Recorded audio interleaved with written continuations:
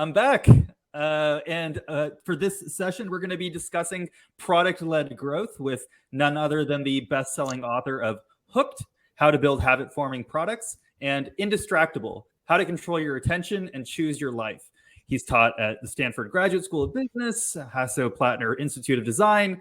His writing on technology, psychology, business appears in Harvard Business Review, The Atlantic, TechCrunch, Psychology Today. Thank you very much for joining us, Mr. Nir Eyal. Oh, my pleasure. Thanks so much for having me. Now, for those who are unfamiliar with your work, and everyone in the audience, feel free to ask questions in the Q&A, and I'll try to get to as many of them as possible. But just give us a little bit of an overview of how you think about building products that are inherently sticky and have that growth element to them. Sure, absolutely. So I'm what you call a behavioral designer. So I help companies build the kind of products and services that build healthy habits in users' lives.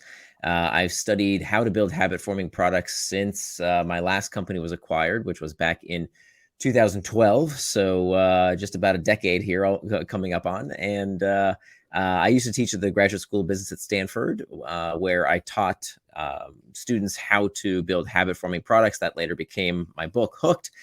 Which really is a kind of a sharing of secrets, if you will. All my friends in Silicon Valley at the time were working at companies like Facebook and Twitter and Slack and WhatsApp and Instagram, and these companies that were so good at changing consumer behavior. And I kind of wanted to know how they did it, not for their benefit, frankly, but for the rest of ours, so that we could all figure out how to build habit-forming products for good. I think that we can use habit-forming technology to help people build better lives. And so whether that's helping people exercise more with an app like Fitbod that uses the hook model to get people hooked to exercising in the gym, to Kahoot, which uses the hook model to get kids hooked to education, to financial services products to get people hooked to saving money. There's all kinds of ways that we can use habit-forming products to build good habits in people's lives. So that was my first book, and it's been used in every conceivable industry. And I invest based on companies as an angel investor. I invest on companies that use the hook model as their competitive advantage. And then more recently, I wrote a book called Indistractable, which came out a couple of years ago, right before the pandemic, which is all about the other side, that if Hooked is about how to build good habits, Indistractable is about how do we break bad habits. And if there's one thing we've all felt over the past few years, is that the world can be a very distracting place. And so I really wanted to take on this challenge of how do we make sure we do what we say we're going to do in business and in life? How do we become indistractable?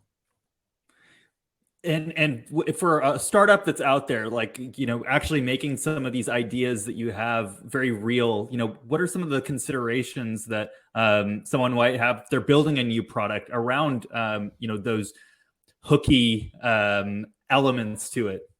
Mm-hmm. Yeah. So what we see is that there's a pattern to habit-forming products that you see online, offline, certainly with all the companies I mentioned earlier.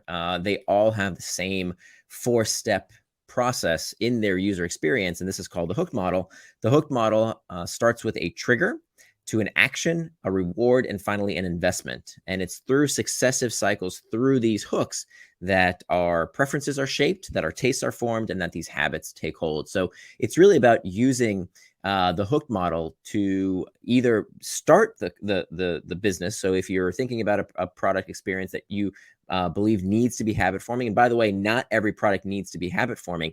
This is the difference between a product-led company and a sales-led company. A sales-led company is a kind of product that is bought once and then that's it. You don't have to use it again and again. So for example, think about car insurance. You don't build a habit with using car insurance. You buy it once and then that's it. You're done with it. You don't use it unless, God forbid, something terrible happens. You don't use it habitually.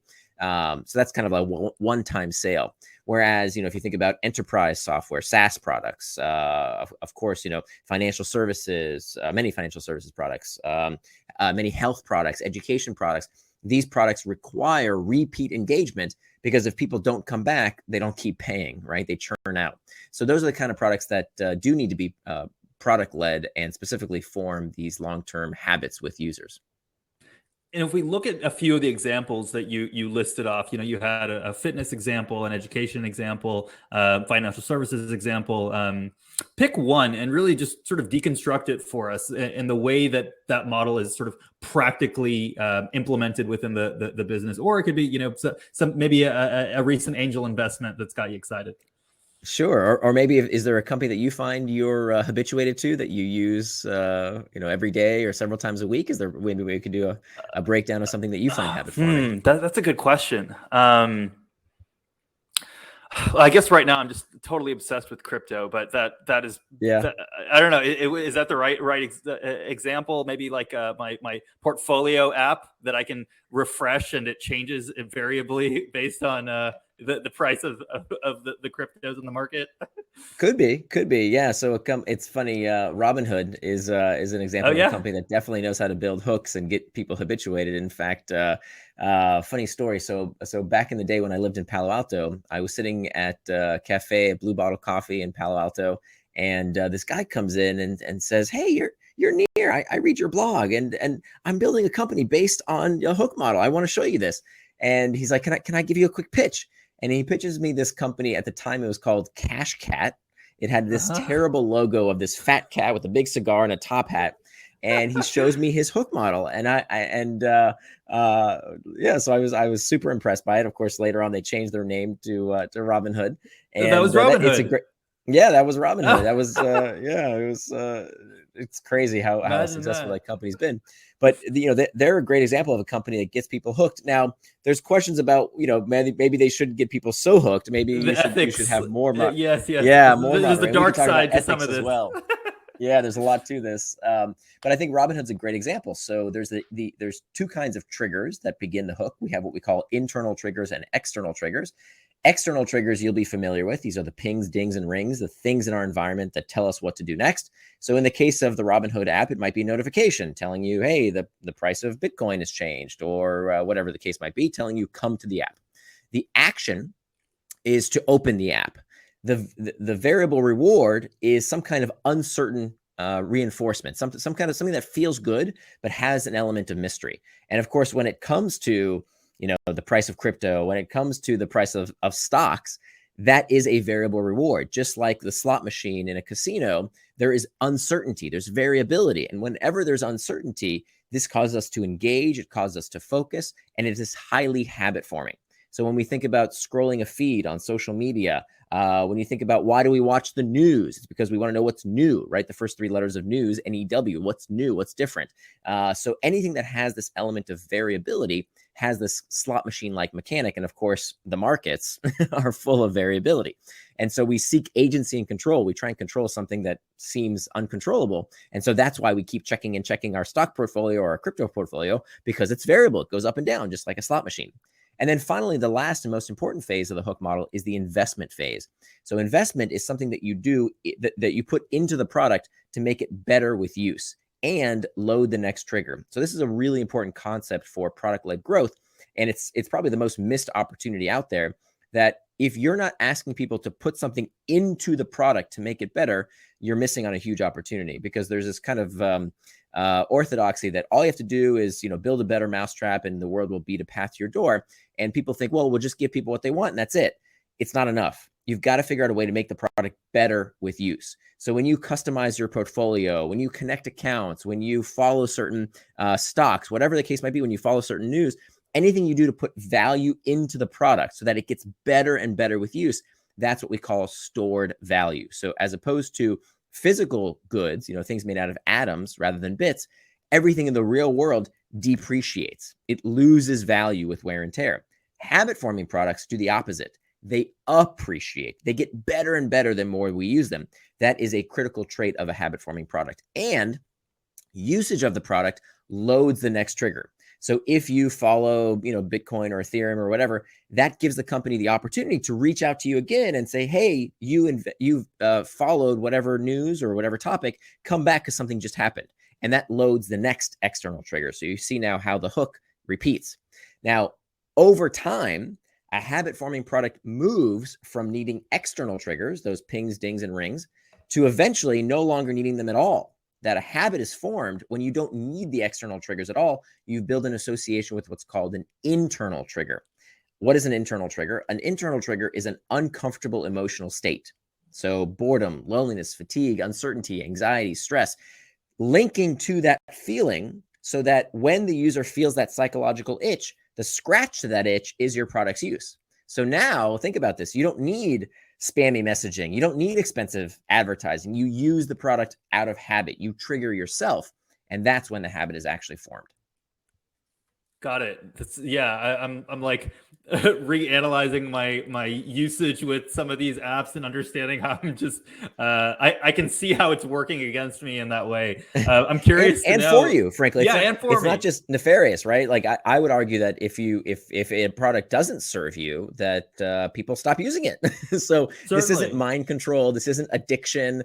It's not brain hijacking. It doesn't work like that. You have to want to use the product. The idea behind habit forming products and product-led growth is that you're helping the user do something they themselves want to do, but for lack of good design, don't do. Yeah, and I'm feeling it in a positive way with Headspace in the way that it keeps like the streaks going. I'm sure you've taken a look at their model. Yeah, absolutely. Yeah, what do you think about sort of the stickiness of TikTok and how like what about? I mean, it seems like it's just like off the charts in terms of just how what is it about what is it about the TikTok product that is so sticky in a way that's distinct from everything else that's out there?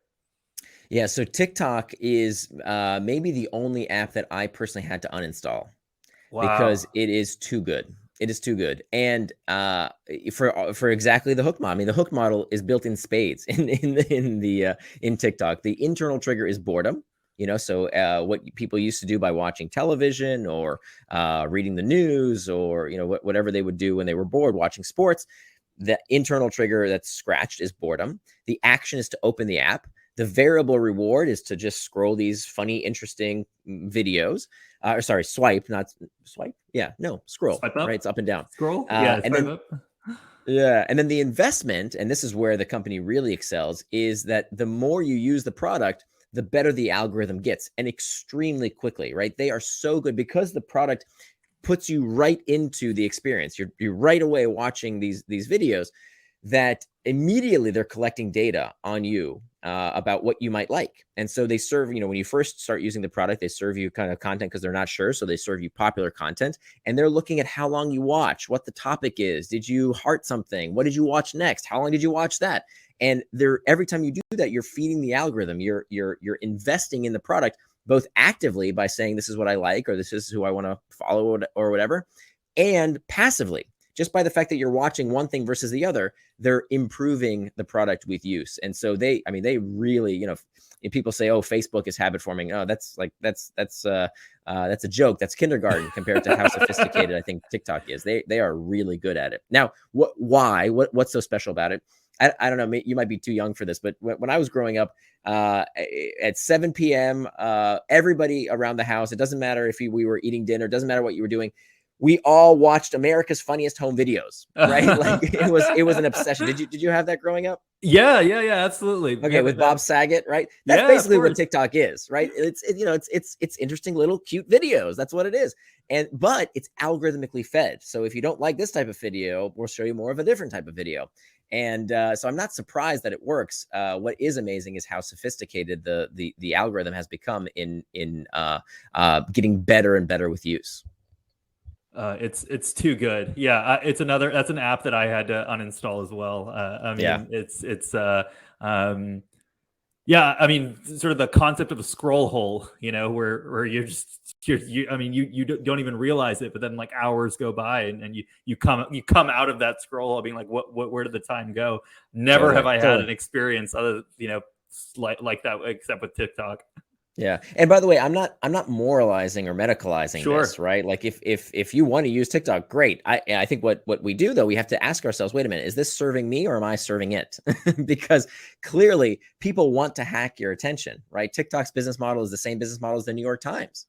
Same business model. They make money based on your time and attention. They sell it to advertisers. Does anybody not know that? We all know that. So it's up to us to ask ourselves, wait a minute, do we want this in our life? And so I love Instagram.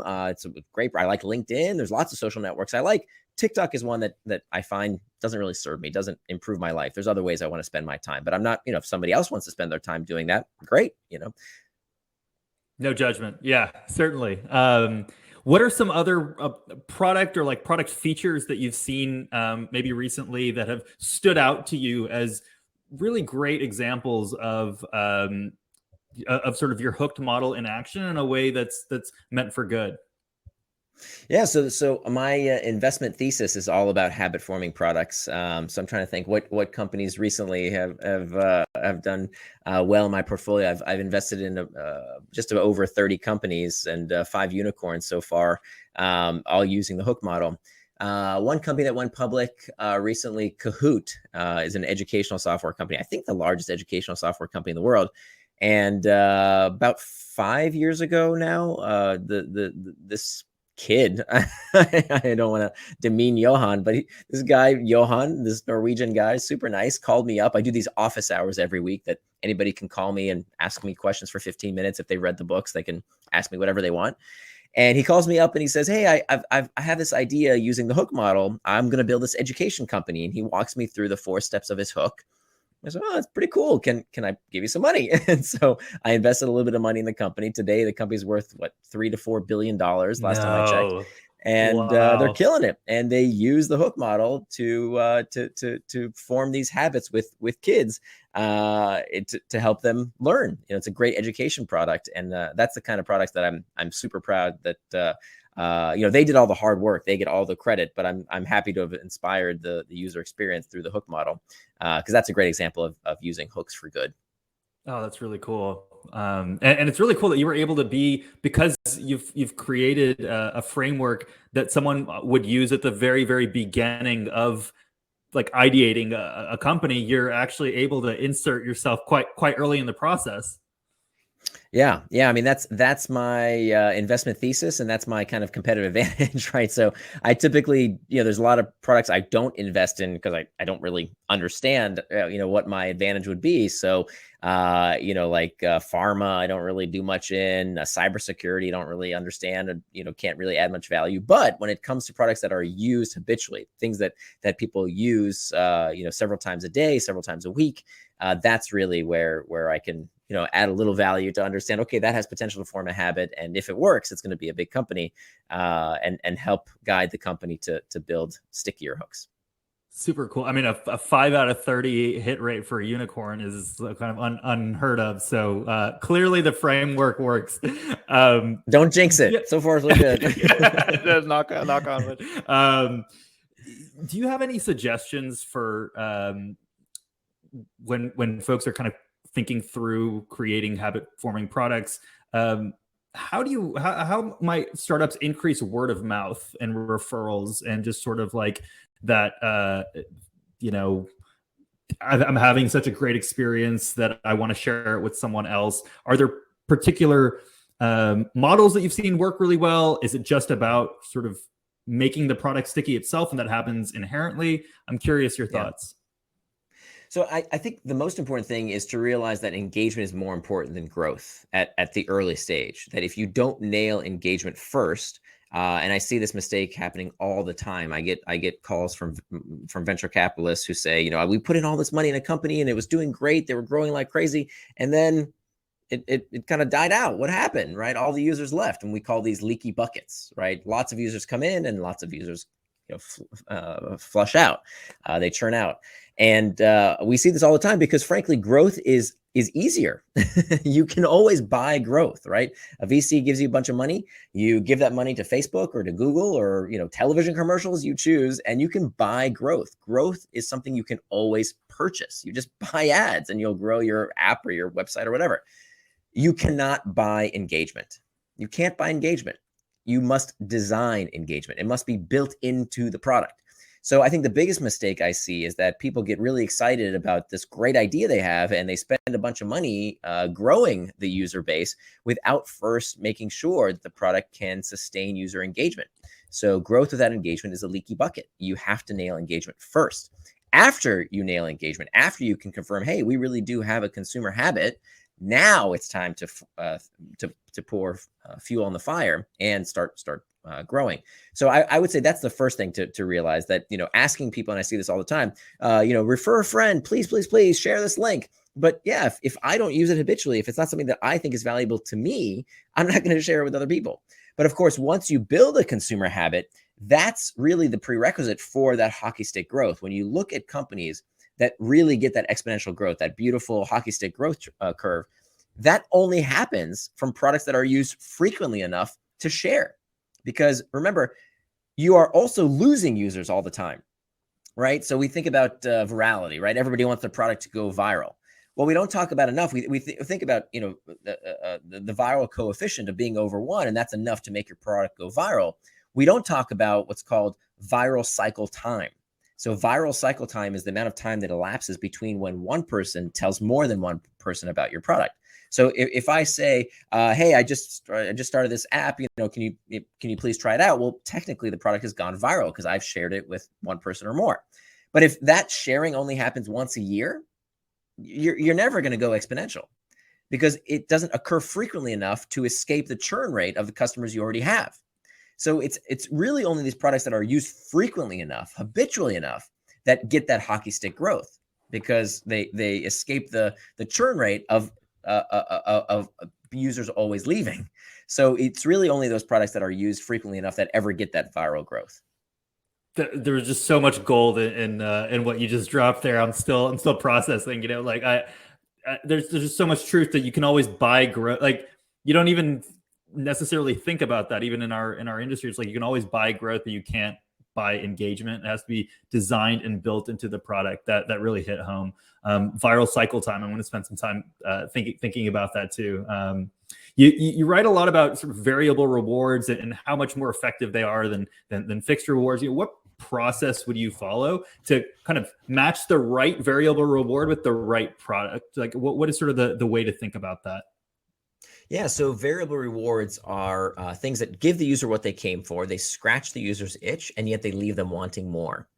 And so the most important thing is to match the variable reward with the internal trigger. So the internal trigger is where we've got to start. It's that uncomfortable emotional state. So boredom, fatigue, loneliness, uncertainty, stress, anxiety. Knowing what that internal trigger is absolutely crucial. That I work with so many product teams where they can tell me all the whiz bang features, they understand, all the amazing technical aspects of their product. But when I say, okay, but what's the psychological itch, right? Why is the user using the product? Not just on a functional level, but on a psychological level, right? What itch are they scratching? What's the feeling? They can't tell me. And so if you can't name your customer's internal trigger, you're flying blind. You're just hoping to get lucky, and you'll probably get beat by the competition who does understand that deeper psychology. So the best place to make sure to find the right reward is to understand the internal trigger. So if the internal trigger is boredom, well, then the variable reward has to entertain. But if the internal trigger is something else, right? By the way, we get this problem a lot when it comes to gamification. You've probably heard of gamification, using game-like mechanics in non-gaming environments, points, badges, leaderboards, right? I'm not anti-gamification, but it tends not to work. Why does it tend not to work? Because it tends to serve what we call chocolate-covered broccoli. Chocolate-covered broccoli is when we take something we think people should eat, right? Here, have some broccoli, it's healthy, but nobody really wants broccoli. So, I got an idea. Let's take chocolate, something people love, and we'll put it on top of the broccoli, and then people eat it, right? Wrong. That's an unholy mess. Nobody wants chocolate-covered broccoli. So this is why gamification tends not to work. Because gamification is great when the internal trigger is boredom. If I'm bored, gamification can make something entertaining. But what if I'm anxious, right? What if I'm using an enterprise software and the internal trigger for using that software is uncertainty about what's going on in the workplace, right? I don't want your stupid points, badges, and leaderboards. Get out of my face, right? Like, solve my problem. So this is where we get into problems when we try and, plop on mechanics and tactics without understanding the strategy. Tactics are what you do. Strategy is why you do it. So you've got to understand what that internal trigger is for your user to form this habit around, and then craft the variable reward that scratches that user's itch. So again, if it's boredom, entertain. If it's loneliness, connect people together. If it's stress, anxiety, we have to give people assurance. So the best variable rewards are the ones that scratch the user's itch, that give the user what they came for and leave them wanting more. And then how do you actually discover those internal triggers? Is it just a matter of user testing, user research? And if so, sort of how would you go about the process of doing that if someone has like an existing business and is struggling with it? Yeah, great question. So there's a few ways. One is to look at nascent behaviors. So look around and see where people are doing kind of weird things you didn't expect them to do, and where are there solutions that aren't really great for that nascent behavior. So many times I'll ask entrepreneurs when I'm evaluating a business, I'll say, where is the current habit? Where are people currently doing what you want them to do with your product? And sometimes you'll get these bright-eyed, bushy-tails entrepreneurs that will say, Nir, you don't understand. This is blue ocean, baby. Like, there's no product and service that does what we do. Nobody's ever done this before. And they think that's a good thing. And I'm pretty skeptical when I hear that answer, because if you can't tell me where people currently go to solve the problem, it probably means it's not a problem. Now, I don't care if if the solution stinks. That's great. I love to hear when the solution is Scotch tape and bubble gum, or stitching together a bunch of Google Docs and APIs and Zapier together. Like, that's wonderful. I love to hear when people are using a solution that's not optimized for what they want to do. But you always want to find an existing habit that you're going to replace, right? You got to show me where they're currently doing this behavior and why you could do it better somehow. So that's a good place to start. And then there's this technique called the 5 whys technique that came out of the Toyota production system, where when we ask ourselves why a customer would do a particular behavior, we ask it 5 times.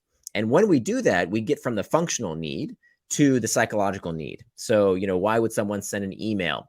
Well, because they want to communicate with their colleagues. Well, why would they want to communicate with their colleagues? And if you go deep enough, you'll find that emotion. You'll find that internal trigger, that uncomfortable emotional itch that we want to build for. And it's only when you get to that emotion, when you get to that internal trigger, do you open your aperture wide enough to know what other options you have. Because many times when we think of only a functional solution, only a technical solution, we have a very narrow bandwidth for what the solution might be. But when we back up and we realize, wait a minute, what's the core feeling that we're trying to address? That's when our aperture is much wider. And that's where we come up with creative solutions to solve the customer's deeper problem. So it's actually more of a behavioral challenge than it is any sort of like feature set or anything like that. It's actually sort of reverse engineering. Well, what sort of what are the alternatives that exist that people are kind of pulling to that would have them do that over perhaps what your product's trying to accomplish? Right. And there's a few ways that you can capture the competition's customer habit. The internal triggers are age old, right? So whether it's boredom, loneliness, fatigue, stress, anxiety, people have felt this stuff forever, right? So loneliness, right? That's what Facebook caters to is loneliness. TikTok is boredom. Checking your, Robinhood caters to financial uncertainty.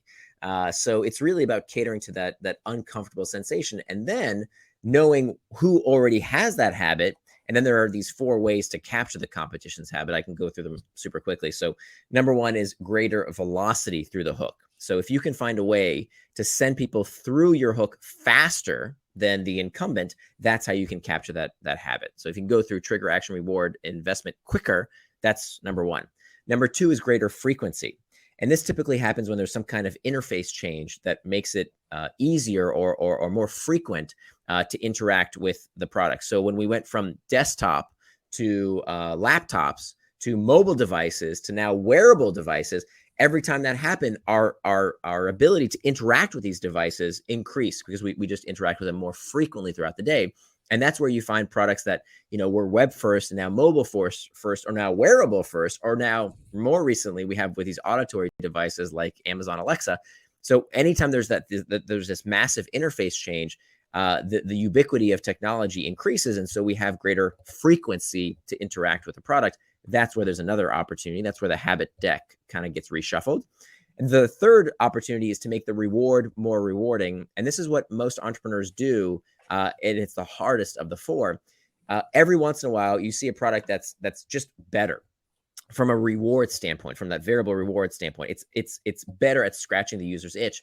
This is the hardest to do because there's been studies. The Harvard Business Review published a study that found that to get someone to switch to escape that inertia of an existing habit, a product can't just be better. It has to be 9 times better. Oh, wow. Right? Because habits are super sticky. So it doesn't matter if your product is better. It has to be 9 times better to escape that inertia of a user you're keeping their existing habit. But every once in a while, you'll find a product that's just, wow, way better that people end up switching. So if you think about, if you get a message on Snapchat versus if you get a message on Facebook, right? Facebook, it's probably your grandma. On Snapchat, it's maybe somebody you were dating, and the message disappears if you don't check it quickly. So every once in a while, you get a product that, wow, it's just way better at doing what I want it to do, and so people will switch. But that's the hardest to come across. And then the last way to capture the competition's habit is easier entry into the hook. So if you can find a way to get people to start using the product and get through the hook faster than your competition, that's where you have easier entry. So a good example here is Microsoft Office versus Google Docs. So a few years ago, Microsoft Office used to be the most widely used enterprise software. It no longer is. Today, it's Google Docs. Why? When Google Docs came out, it could do a fraction of what it did today. It could do, still Google Docs can do a fraction of what Microsoft Office can do, but it has a huge advantage, at least it used to, which was if you wanted to start using this software, you could, back in the day, remember, you could go buy the disk from Microsoft and put it into your computer. And that took a lot of time and effort to start using the product. Whereas, a ton of friction to start using it. Whereas if you were a student and you just wanted to write up a term sheet with not a term sheet, a term paper with a word processor, or maybe you're a startup and you want to use a spreadsheet, how much easier was it to just use Google Docs in the cloud right now for free and start getting into that hook in the first place? So those are the 4 ways to capture the competition's habit. If somebody else owns that internal trigger, you can have greater velocity, greater frequency, make the reward more rewarding, or make it easier to get into the hook. Yes, and it's just interesting you mentioned the Microsoft Office versus Google Docs, because one of the common questions that people ask is like, well, this is cool and all, but it sounds like it would only work for sort of a consumer product, like you're in a B2C environment, or some sort of like consumer focus. Like, how should folks who are thinking about this from like a physical product, or like business accounting, or some of these other like, does it still apply? Does it still work? Yeah, so the not every product has to be habit forming. It's that every product that needs to be habit forming needs a hook. And the line of demarcation is not enterprise or consumer web. The line of demarcation is frequent or infrequent. If your product is not used frequently, you don't need a habit, right? So like cybersecurity software, you don't use cybersecurity software every day, most of it. You only use it if something terrible happens, right? So you don't need that to be a habit. That's more of a sales-led company than a product-led company. So you don't need any of the stuff I'm talking about. You just got to figure out how to get it sold, and then that's it. Make sure it works when you need it. However, other products, enterprise or consumer web, anything that needs to be used frequently. Of course, in the enterprise SaaS products, if your user isn't using the SaaS product, they're going to look at the bill at the end of the month and they're going to say, what am I paying for here? I'm not going to keep using this because I'm not going to keep paying because I don't use it. And of course, then they churn out. So we see this in all sorts of enterprise products, GitHub, Stack Overflow, Salesforce. There's lots of enterprise products that need habits just as much as consumer web products. Yeah. So the distinction here is, first of all, one of the examples that's kind of risen to the top of the Q&A is like, hey, what about slowly viral products or companies like Airbnb, for example, that are only used a couple of times a year? Would you say that kind of falls into the category of like non-habit forming? Is it just like a different thing to take on? So Airbnb is interesting. Airbnb is essentially a marketplace, right? They're connecting people who rent properties with people who own the properties. And I would argue that on the renter side, that's not a habit. And if you look, the vast majority of people who rent Airbnb properties, they don't go to Airbnb.com, they go to Google. And essentially Google owns the habit. So when I'm thinking, I want to go to Miami Beach, where do I stay? Airbnb's got to be up there to compete with all the other search rankings, or they're buying ads. Right? Because they don't own the habit of people going to Airbnb.com. Eventually, if you use it a few times, then maybe you know the brand and you like the brand, they form a habit through that affiliation. Where they really need the habit is with the person who owns the property. And that person does use it all the time. My brother rents out his place. He has a place in Florida and he rents it out on Airbnb. He's on Airbnb every single day. responding to messages and inquiries and quoting back prices and dates. He's on that platform every single day. It is habitual for the property renter, not so for the property owner, not the property rental.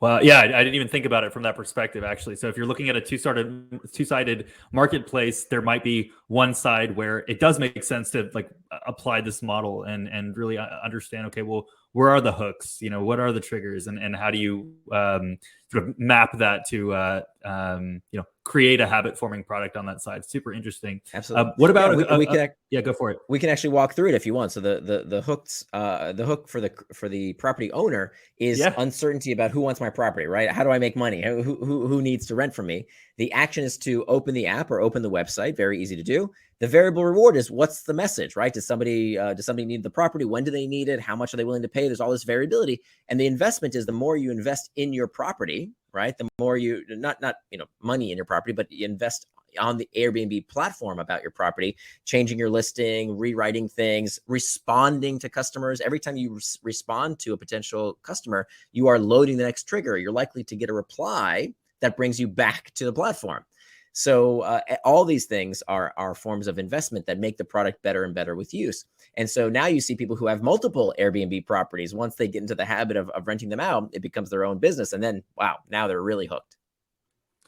I just keep going back to that saying that you said, you can always buy growth, but you can't buy engagement. It really has to be designed and built into the product. And that's really where this model shines through, is like, here's how to do it. You know, here's how to kind of actually create a product that will inherently have that engagement loop.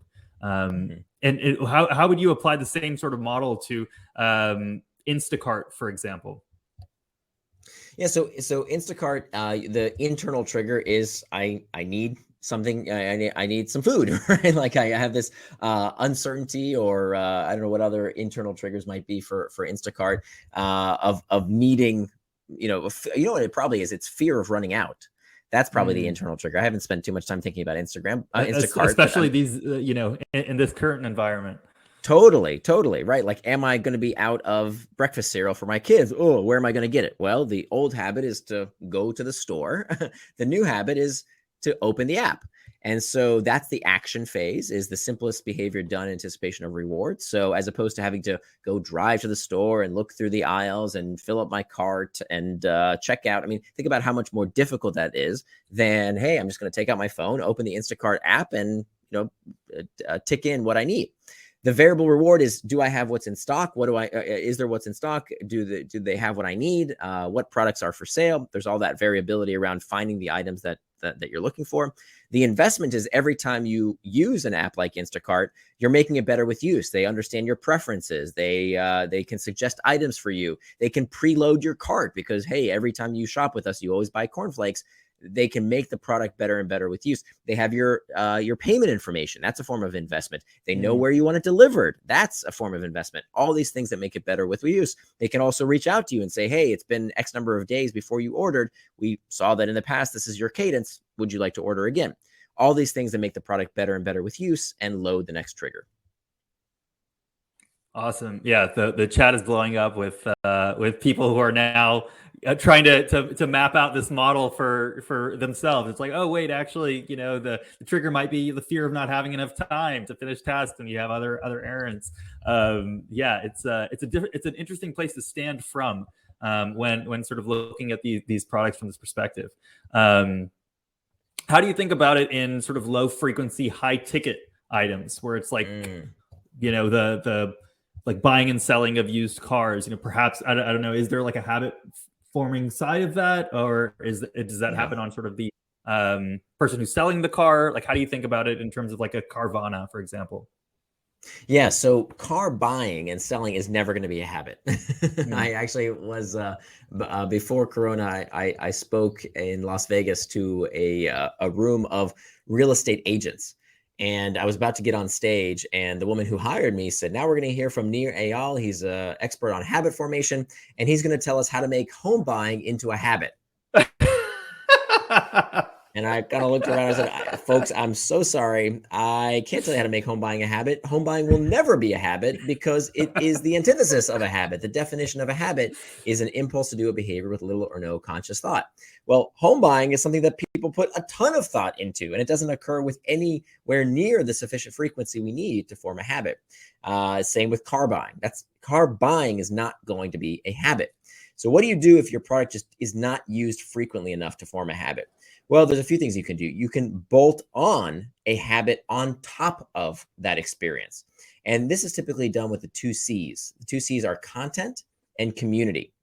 So content and community can be things that are interacted with frequently enough so that the result of that engagement is monetization. So monetization is a result of engagement, not the other way around. Okay, this is an important one. Monetization is a result of engagement, not the other way around. So when you create an experience around the purchasing experience, what you can do specifically in e-commerce is focus on how to get people to check in as opposed to being so relentlessly focused on how to get people to check out, right? Because look, in this day and age, if you're competing with Amazon, the everything store, right, that is the habit. For almost everything, people just go to Amazon, and we see them picking off more and more and more industry sectors. That's where they have the habit. So you've got to figure out how to create your own habit, because if it's only about this infrequent purchase, people are going to go to Google. That's the existing habit, or Amazon with your product, depending on what the product is. So what you've got to do is essentially bolt on an experience that is habit forming onto something that is not used with sufficient frequency to be habit forming on its own. What does that look like? So content, for example. I don't know if you know this company, Williams Sonoma. Do you know Williams Sonoma? They make like cookware, so pots, pans, all kinds of stuff that cooks like. Now, cookware is not something you're going to buy frequently enough to form a habit. So what do? They created a website called Taste. And Taste it's won all kinds of awards for being one of the best websites for cooking stuff, right? Recipes and interviews and videos and all kinds of stuff having to do with stuff that chefs like. And so every day they're making new content. And so you can get people hooked on the content so that the result of them forming a habit with this content is that, hey, when it is time to buy something, guess who they're going to buy it from? They're going to buy it from Williams Sonoma because they've built that brand affinity. They built the habit with the content. The other C is community. So if you can form a habit around community, that's another way that you can form a habit for something. You can bolt on a habit to a non-habit forming product. For example, think about Hacker News, right? When you have this community of people on Hacker News, that itself can be habit forming. How many people check Hacker News every other day? A lot of people. Now, how many people actually go get funding from Y Combinator that owns Hacker News? Not that often. That's not a habit. Applying to Y Combinator is never going to be a habit. But people know, hey, what Y Combinator knows is, hey, if we have this community of people who are in our space, our community of hackers and entrepreneurs and engineers, eventually, if one of those people does want to apply to Y Combinator, well, guess what accelerator they're going to apply to? They're going to come to us. So if you can bolt on content or community, that becomes the habit, so that the result of all that engagement eventually results in monetization. Oh, that's super. Yeah, I've got my mind going around, kind of identifying what are those platforms that have already done the upfront work of being habit forming, and then how do you sort of bolt on top of that, and in a very organic kind of way. A lot of people want to know, oh, well, what about the what ifs and the like? How about this is? If you want to rapid fire a few of these, what about like a CPG product, like an energy drink, for example? Yeah, so CPG has pros and cons in that there's this physical manifestation of the product, right? The fact that it's you're touching it in the real world versus it being an app on your phone.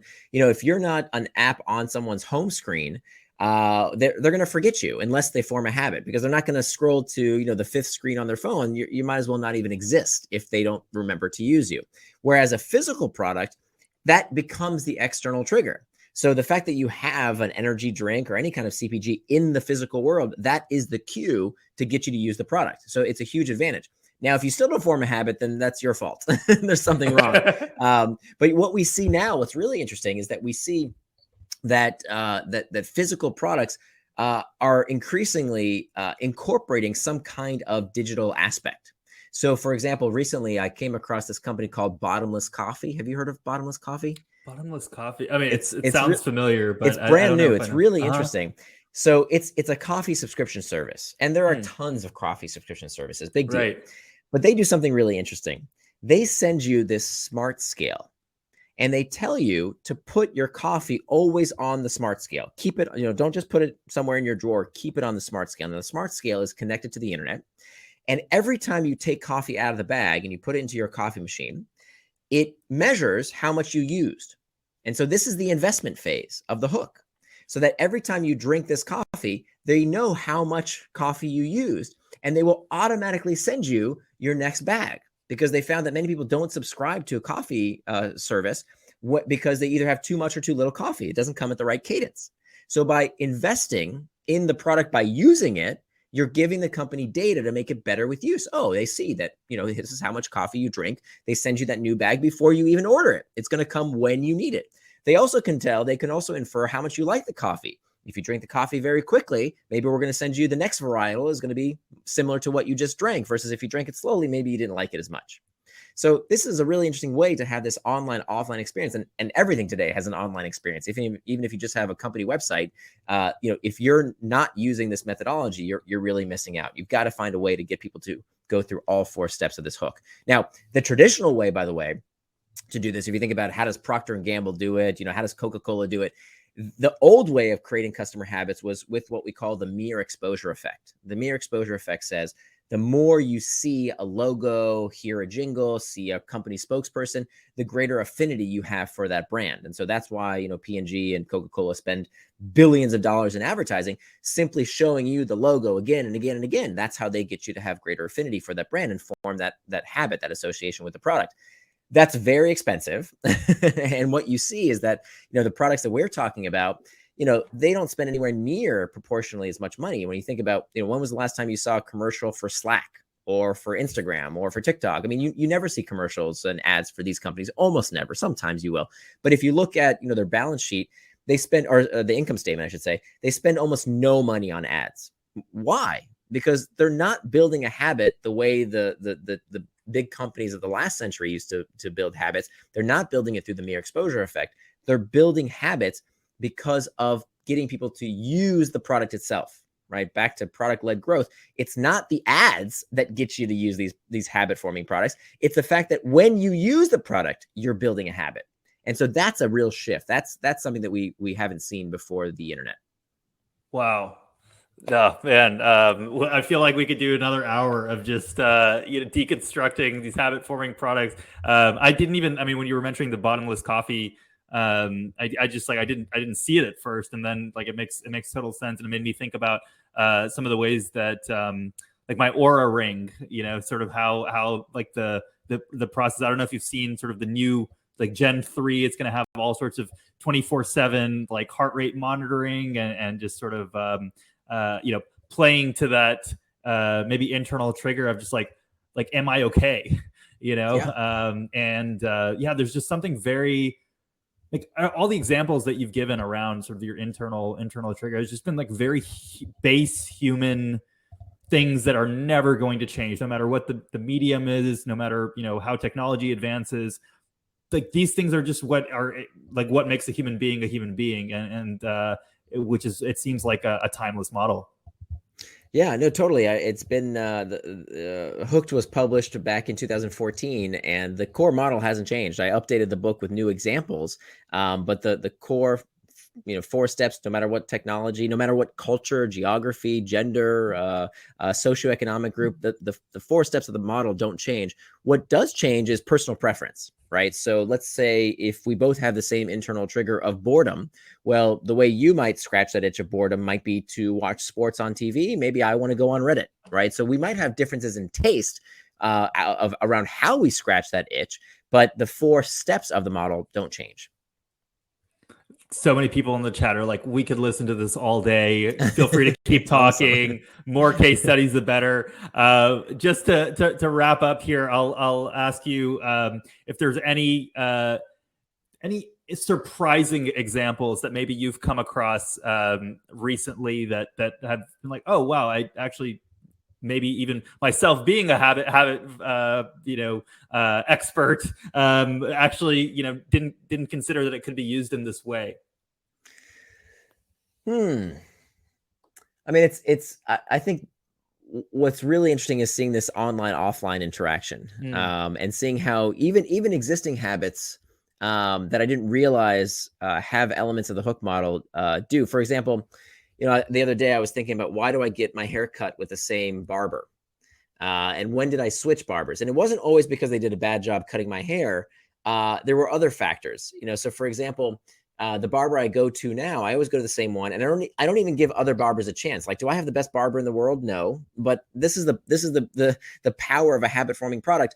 When you form a habit with a product, you don't even consider the competition, right? How many times a day do we use Google? How many times a day do we ask ourselves, is Google the best search engine? Almost never. You never say to yourself, "Ooh, I need to search for something. Should I use Bing or should I use Google?" No, right. Even though studies find that it's a 50-50 preference split. That when you strip out the branding and people don't know which search results are which, and you give them both, they can't tell a difference, right? So even though people say, "Oh, Google's better," studies show it's actually just as good as Bing. But we don't even give Bing a chance because we formed a habit with Google. And so that's why these habits are such a huge competitive advantage, that when you form a habit with a customer, they don't even think about the competition anymore. It's a huge competitive advantage. And so I was asking myself the other day, well, why do I keep going to this barber? Like, why don't I find a new barber? And it's because I formed a habit, because I've invested, right? So the barber that I keep now is the one that when I sit down, they know my name. They know my kid's name. They know what I do for a living. They know how I like my haircut. I don't have to explain all that stuff. That is a form of investment. So even a low-tech offline business like getting your haircut, if you are getting users to invest in the business, right, that investing in that relationship, the fact that I disclose data about me makes the product better. And so we can do this in all sorts of products. They don't necessarily have to be online businesses. Anywhere where you are improving the product with use based on the user investing in the product can be habit forming, as long as it's used with sufficient frequency. You're blowing my mind, man. I literally drove 30 minutes yesterday to get my haircut because I've been going to the same person for the last 10 years, and she just knows how to cut my hair, and I don't, think about changing my hairstyle. I don't think about changing my hairstylist. I drive 30 minutes in Houston traffic to go and get my haircut there, and it's a total habit. You probably passed 10 other barbers on your way, right? Sports Clips is walking distance. It's right here. There you go.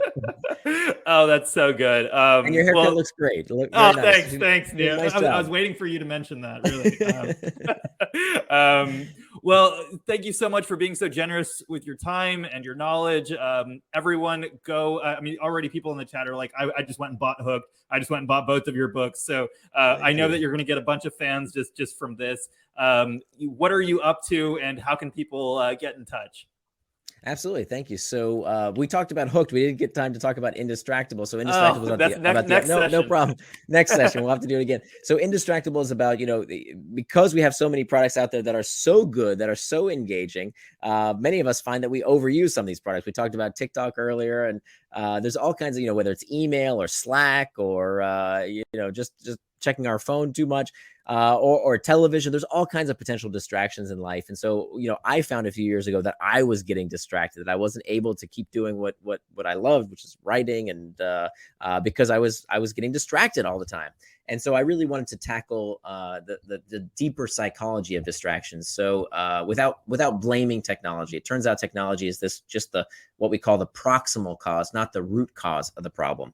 So the Indistractable is kind of a continuation of Hooked. It's the other side of the coin. So if that's an interesting topic, check out Indistractable. You can go to indistractable.com. It's the word distract, able.com. And if you go to my website, Near and Far, there's all kinds of resources there. There's a free 80-page workbook. There's also all kinds of resources related to Hooked. That's at Nir, like my first name, NIR, and far.com, nearandfar.com. Thank you, Nir. So much fun. Yeah, we're definitely going to have you back for a session on Indistractable. I'm holding back asking you, about, you talk about sort of traction and like, distracting yourself. Y'all all have to go and check out both of Nir's books, of course. And then once you do that, go and hop on an office hours call with them. That's a really cool offer that you do. Absolutely. Yeah, thank you, everyone. Day one of the Growth Summit is a wrap. I hope that you got some value from it. We are going to be back here tomorrow with day two, starting at 9 a.m. PST. And thank you so much for sharing your day with us. And Nir, I'll catch you backstage. All right. Thank you so much. Take care, everyone.